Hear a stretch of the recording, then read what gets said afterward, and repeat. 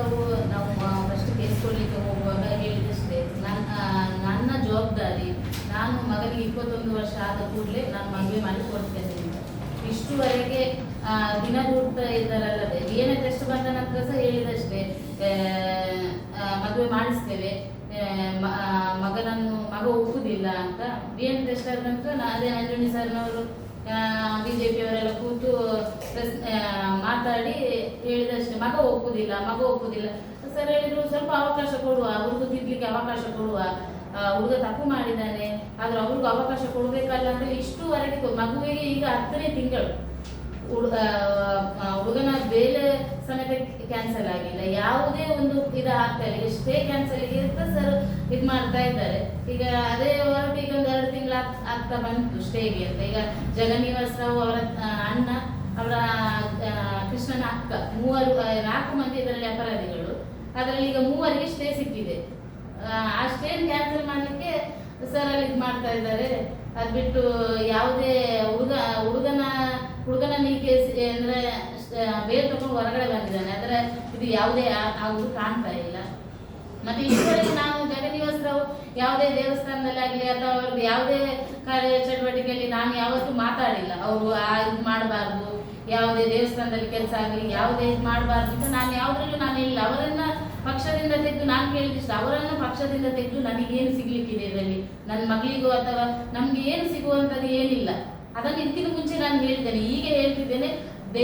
ಅಂದ್ರೆ ಯಾವುದೇ ಧಾರ್ಮಿಕ ಕೆಲಸದಲ್ಲಿ ಅವರು ಮುಂದೆ ಬರಬಾರ್ದು. ಯಾಕೆಂದ್ರೆ ಇಷ್ಟುವರೆಗೆ ನಮ್ಮ ಹತ್ರ ಹೇಳಿದಷ್ಟೇ, ನಾನು ಮದುವೆ ಮಾಡಿ ಕೊಡ್ತೇನೆ. ಅದಲ್ಲದೆ ಮುಚ್ಚಳಿಕೆ ಪತ್ರ ಬರೆದು ಕೊಡುವಾಗ ಸಮೇತ ಅವರ ಬಾಯಲ್ಲಿ ಹೇಳಿದ್ದಾರೆ, ನನ್ನ ಜವಾಬ್ದಾರಿ, ಮನೆಯವರ ಜವಾಬ್ದಾರಿ ಇಲ್ಲ, ನಾನೇ ಮೈನ್ ನಮ್ಮ ಮನೆಯಲ್ಲಿ, ನಾನು ಹೇಳಿದೆ ಫೈನಲ್, ನಾನು ಮದುವೆ ಮಾಡಿಸ್ಕೊಡ್ತೇನೆ. ಇದು 9ನೇ ತಿಂಗಳ ತನಕ ಸಹ ಈಗ ಹೇಳ್ತಿರೋದಷ್ಟೇ, ಮದುವೆ ಮಾಡಿಸ್ತೇವೆ, ಅವಕಾಶ ಕೊಡಿ. 10ನೇ ತಿಂಗಳು ಮಗುವಿಗೆ ನಾವು ಇಷ್ಟುವರೆಗೆ ಯಾವುದೇ ಮದುವೆಗೆ ಯಾವುದಕ್ಕೂ ಅವರು ಬಂದಿಲ್ಲ.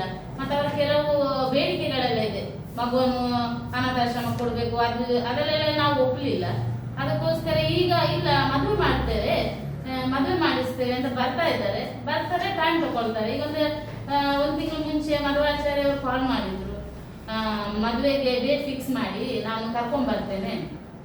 ಅಷ್ಟೊತ್ತಿಗೆ ವಾಪಸ್ ಹೇಳಿದ್ರು, ಓಕೆ ಡೇಟ್ ಫಿಕ್ಸ್ ಮಾಡ್ತೇವೆ ಅಂತ ಹೇಳೋ, ಇಲ್ಲ ಇನ್ನು ದಿನ ಬೇಕು ನಮಗೆ, ಅಷ್ಟು ಬೇಗ ಆಗುದಿಲ್ಲ ಅಂತ ಅಲ್ಲೇ ಇದು ಮಾಡಿದೆ. ಅದೇ ನಾನು ಹೇಳಿದ್ರು, ಇಷ್ಟುವರೆಗೆ ನಾನು ಅವರನ್ನು ಯಾವುದೇ ಧಾರ್ಮಿಕ ಇದರಲ್ಲಿ ಅಥವಾ ಅವರ ಬಿಜೆಪಿ ಇದಕ್ಕೆ ಯಾವ ಕೆಲಸ ಮಾಡೋದಕ್ಕೆ ಯಾವುದೇ ನಾನು ಒತ್ತಡ ಹಾಕಿಲ್ಲ, ಮಾಡಬಾರ್ದು. ಈಗ ನಾನು ಹೇಳ್ತಿದ್ದೆ, ಯಾವ ಧಾರ್ಮಿಕ ಇದರಲ್ಲೂ ಅವ್ರಿಗೆ ಮಾಡಬಾರ್ದು. ಯಾಕೆ ನನ್ನ ಹೆಣ್ಣು ಮಗುವಿಗೆ ನ್ಯಾಯ ಕೊಡಿಸ್ಲಿ. ಅವರ ಮಗ ಮಾಡಿದ ತಪ್ಪಿಗೆ ಇವತ್ತು ಅವರು ಅದನ್ನು ಇಟ್ಕೊಂಡು ದೇವಸ್ಥಾನ ಅಂತ ಇದು ಮಾಡ್ತಾ ಇದ್ದಾರಲ್ವಾ. ನಾನು ಇದರ ಧ್ವಜಸ್ತಂಭದ ಎದುರೇ ಕೂತ್ಕೊಳ್ತೇನೆ, ಕೊಡಿ ಮರ ಏರುವ ಎದುರಲ್ಲೇ ಕೂತ್ಕೊಳ್ತೇನೆ.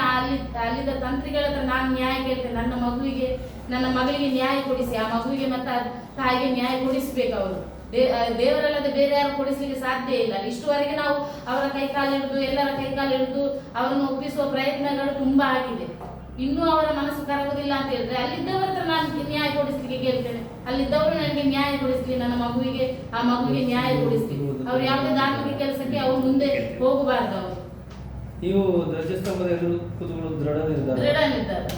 ಅವರು ಯಾವುದೇ ನಾಲ್ಕು ಕೊಡಿ ಮರ ಇದಕ್ಕೆ ಎಲ್ಲ ಅವರೇ ಮುಂಚೆ ಮಾಡ್ತಿದ್ದದ್ದು, ಅದು ಯಾವುದಕ್ಕೆ ಅವರು ಮುಂದೆ ಹೋಗಬಾರ್ದು. ಯಾಕಂದ್ರೆ ನನ್ನ ಹೆಣ್ಣು ಮಗುವಿಗೆ ಆ ಮಗುವಿಗೆ ನ್ಯಾಯ ಕೊಡಿಸ್ಲಿ. ಅವರ ಮಗ ತಾನೇ ಮಾಡಿದ್ದು. DNA ಟೆಸ್ಟ್ ಬರೋ ಮುಂಚೆ ಅಂತ ಹೇಳಿ ನಾ ಮದುವೆ ಮಾಡಿ ಕೊಡ್ತೇನೆ, DNA ಟೆಸ್ಟ್ ಬರ್ಲಿ, ಅದು ಮಗು ನಮ್ಮದಲ್ಲ ಅಂತ. ಈಗ DNA ಟೆಸ್ಟ್ ಬಂದಾಗಿದೆ ಅಲ್ಲ, ಕೋರ್ಟು ಕಾನೂನು ಓಕೆ, ನಮ್ಗೆ ಅರ್ಥ ಆಗ್ತದೆ, ಕೋರ್ಟು ಕಾನೂನು ಇದೆ. ಅಲ್ಲಿ ನಮ್ಗೆ ಹೇಳಿದಾರಲ್ಲ, ಜಗನ್ನಿವಾಸರಾವ್ ಹೇಳಿದಾರಲ್ಲ, ಮದುವೆ ಮಾಡಿಸಿ ಕೊಡ್ತೇನೆ ಅಂತ. 21 ವರ್ಷ ಆದ ಕೂಡಲೇ ಮದುವೆ ಮಾಡಿಸಿ ಕೊಡ್ತೇನೆ ಅಂತ ಹೇಳಿದ್ದಾರೆ. ಅದಲ್ಲದೆ ಕೃಷ್ಣ ಜೈಲಲ್ಲಿರುವಾಗ ಹೇಳಿದ್ದಾನೆ, DNA ಟೆಸ್ಟ್ ಬರ್ಲಿ, ಅದರ ನಂತರ ನಾನು ಮದುವೆ ಆಗ್ತೇನೆ ಅಂತ ಸಹ ಹೇಳಿದ್ದಾನೆ. ಈಗ ಯಾಕೆ ಹೋಗ್ತಾ ಇಲ್ಲ? ಒಂದು ಹೆಣ್ಣು ಮಗುಗೆ ಅನ್ಯಾಯ ಮಾಡುವ ಇದಾಗ್ತಾ ಇದೆ. ಮದುವೆ ಮಾಡಿಸ್ತೇವೆ ಅಂತೇಳಿ ಯಾವುದೇ ಧಾರ್ಮಿಕ ಕೆಲಸಕ್ಕೆ ಅವರು ಹೋಗಬಾರ್ದು. ಅವರು ನಾನು ಇವತ್ತೇ ಹೇಳ್ತಿದ್ದೇನೆ, ಇದಕ್ಕಿಂತ ಮುಂಚೆ ನಾನು ಹೇಳಿಲ್ಲ. ಈಗ 9 ತಿಂಗಳು ಮಗುವಿಗೆ, ಈಗ 10ನೇ ತಿಂಗಳು ನಡೀತಾ ಇದೆ. ಯಾವುದೇ ಇದಕ್ಕೆ ಅವ್ರು ಮುಂದೆ ಬರ್ತಾ ಇಲ್ಲ. ಇವತ್ತು ಮಾಡ್ತೇನೆ, ನಾಳೆ ಮದುವೆ ಮಾಡಿಸ್ತೇವೆ ಅಂತೇಳಿ ಹೇಳುವುದಲ್ಲದೆ ಯಾವುದಕ್ಕೂ ಬರ್ತಾ ಇಲ್ಲ. ಅವರು ಇಂಥ ಅನ್ಯಾಯ ಮಾಡಿ ಅವ್ರ ಮುಂದೆ ಯಾವುದೇ ಕೆಲಸ, ದೇವರ ಅಂದ್ರೆ ನಮ್ಮ ಧಾರ್ಮಿಕ ಕೆಲಸಕ್ಕೆ ಯಾವುದಕ್ಕೂ ಅವ್ರು ಹೋಗಬಾರ್ದು. ಎಲ್ಲದೇ ಇರ್ಬೋದು, ಅಥವಾ ಯಾರು ಮುಂದೆ ನನಗೆ ಮುಂಚೆ ಬಂದದ್ದು STP ಅವರು, ನಾಳೆ ಅವರು ಬಂದ್ರು ನಾನು ಹೋರಾಟಕ್ಕೆ ನಾನು ರೆಡಿ ಇದ್ದೇನೆ. ನನ್ನ ಮಗಳಿಗೆ ನ್ಯಾಯ ಸಿಗದೆ ನಾನು ಬಿಡುವುದೇ ಇಲ್ಲ. ನಾನು ಇಷ್ಟುವರೆಗೆ ನಮ್ಮ ನಂಜುಂಡಿಯವರು ಹೇಳಿದನ್ನು ಕೇಳ್ಕೊಂಡು ಕೂತಿದ್ದೇನೆ ಇಲ್ಲಿ. ಸರ್ ನನಗೆ ನ್ಯಾಯ ಕೊಡಿಸ್ತಾರೆ ಅಂತ, ಅದೇ ಇದರಲ್ಲಿ ಇದ್ದೇನೆ. ಮುಂದೆ ಅವರು ಇದ್ದಾರೆ, ನೆಕ್ಸ್ಟ್ ಯಾರು ಬರ್ತಾರೆ ನನ್ನ ಮಗಳಿಗೆ ನ್ಯಾಯ ಕೊಡಿಸ್ಲಿಕ್ಕೆ, ಯಾರು ಹೋರಾಡಲಿಕ್ಕೆ ರೆಡಿ ಇದ್ದಾರೆ ಅವ್ರ ಜೊತೆ ನಾನು ಹೋಗ್ಲಿಕ್ಕೆ ಇನ್ನೂ ರೆಡಿ ಇದ್ದೇನೆ. ಇಷ್ಟುವರೆಗೆ ನಾವು 9-10ನೇ ತಿಂಗಳು ಮಗುವಿಗೆ ಇಲ್ಲಿ ಅನ್ಯಾಯ ಆಗುತ್ತೆ, ಯಾರು ಕೇಳೋರು ಯಾರು ಇಲ್ಲ. ಈಗ ಅಲ್ಲಿ ತನಕ ಮುಟ್ಟಿದ್ದೇವೆ. ಮುಂಚೆ ಹೋರಾಟದ ಲೆಕ್ಕದಲ್ಲಿ ಇಷ್ಟುವರೆಗೆ ನನ್ನ ಮಗಳಿಗೆ ನ್ಯಾಯ ಸಿಗ್ಬೇಕಿತ್ತು, ಇನ್ನೂ ಸಿಕ್ಕಿಲ್ಲ ಮಗುವಿಗೆ. ನಾವು ಮನೆಯಲ್ಲಿ ನಾವು ನರಕ ಬರ್ತಾ ಇದ್ದೇವೆ ಆ ಮಗುವನ್ನು ಹಿಡ್ಕೊಂಡು. ಮಗು ಸಾಕಿಗೆ ನಮ್ಗೆ ದೊಡ್ಡದೇನಲ್ಲ, ಮಗು ಕೃಷ್ಣಂದಲ್ವಾ. ಕೋರ್ಟಲ್ಲಿ ಇದೆ, ಓಕೆ, ನಮ್ಗೆ ಅರ್ಥ ಆಗುತ್ತೆ. ಕೋರ್ಟ್ ಕಾನೂನು ಅದಕ್ಕೆ ನಾವೇನು ಅಡ್ಡಿ ಮಾಡ್ಲಿಲ್ಲ.